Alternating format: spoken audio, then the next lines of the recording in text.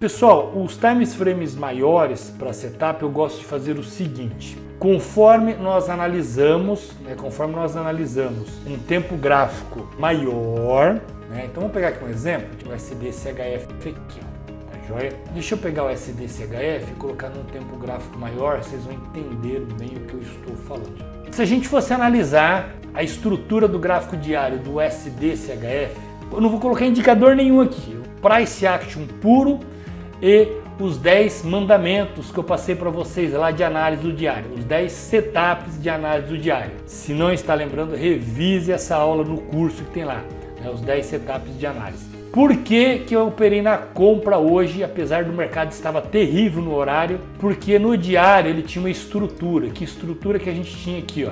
O padrão de análise. Tinha um padrão 1, 2... Ontem não tinha este candle, certo? Que seria o terceiro candle. Padrão 1, 2. Então era o padrão, ó, se vocês lerem lá o padrão 1, 2, continuação. Padrão 1, 2, continuação. O que esse padrão 1, 2, continuação está falando? Tá o seguinte, o mercado ele fez aqui, ó, um giro. Não estou nem analisando se tem volume ou não. Se tiver volume aqui, melhor ainda. Um giro. E o mercado começou a fazer movimento altista. Então existe uma alta probabilidade aqui, ó. O mercado vinha em um movimento de queda forte e de repente que ele fez um fundo, tá? Com certeza aqui, eu não preciso nem de colocar, mas com certeza aqui nós temos divergência do RSI. Ah, Alexandre, vamos pagar para ver? Inserir indicadores, oscilador RSI, período 10, só para pegar divergência. Olha que divergência bonita. Mas como você sabia, Alexandre? Cara, de tanto olhar gráfico, ó. Fundo mais baixo, fundo mais alto, uma divergência regular.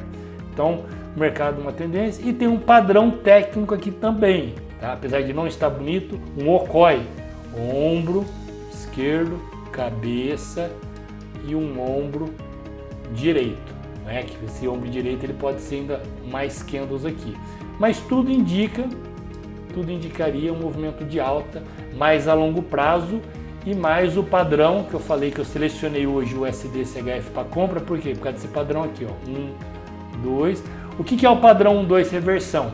Nós temos um movimento de alta, o mercado faz um pullback, aí deixou um candle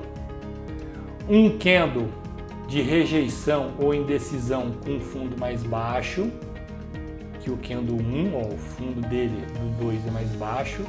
E no outro dia, se o mercado abrir e não romper a mínima desse candle 2, tá? Começar a trabalhar acima, é um padrão 1, 2, 3, que amanhã também a gente buscaria compra, tá? O padrão 1, 2, 3 deixou um fundo alto, 2 um fundo baixo e 3 agora um fundo alto, tá? Uma mínima mais alta do que o fundo 2.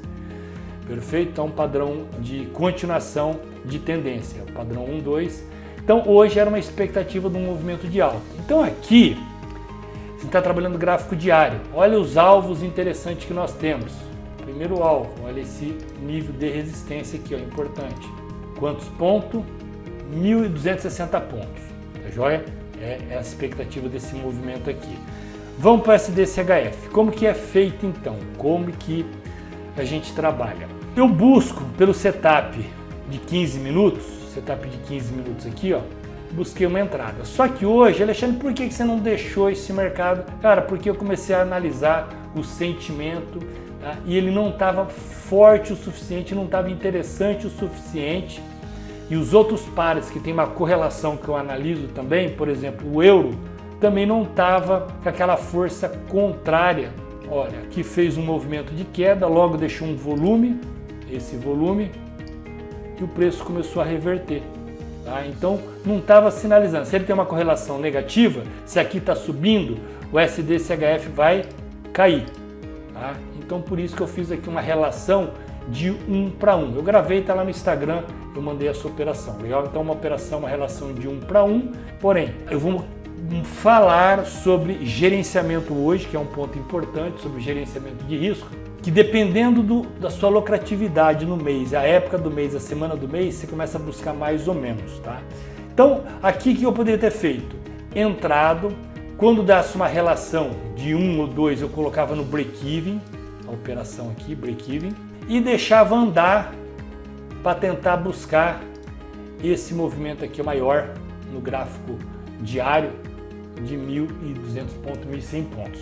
Aí, através de um gráfico maior, eu analisei, tá? Tá aí respondido, um gráfico maior, aqueles 10 mandamentos, aqueles 10 setups que fazem com que eu entre.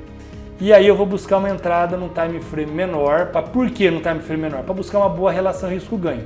Por exemplo, se amanhã ele segurar aqui, ó, ele deixou esse volume alto hoje, ó, olha o volume que ele deixou hoje, e o preço subindo, força compradora, se amanhã der setup, novamente eu entro, eu vou estar deixando essa operação andar, né, buscar um alvo bem maior, um tempo gráfico às vezes maior, mas sempre a entrada nos 15 minutos.